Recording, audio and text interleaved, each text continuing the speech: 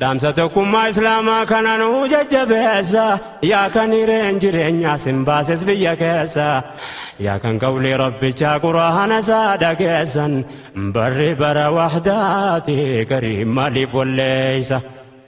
islaamummaatu qulqulleessa jidduu keessan waasennaani rahmatummaa keessanaani nu milkeessi duniyaa diinii nana kee karakkinan argee dhaga'ee keessa dibdee hawaasa keenya biyyooti adda addaa keessa waan fedhellee haa ta'u wanni baateef kaleessa garuu amantii tokkummaa qabde qalbii kee keessa قولي ربي برسولات والنواز قمتسا أهوال أمة قري إسلام ما فلسا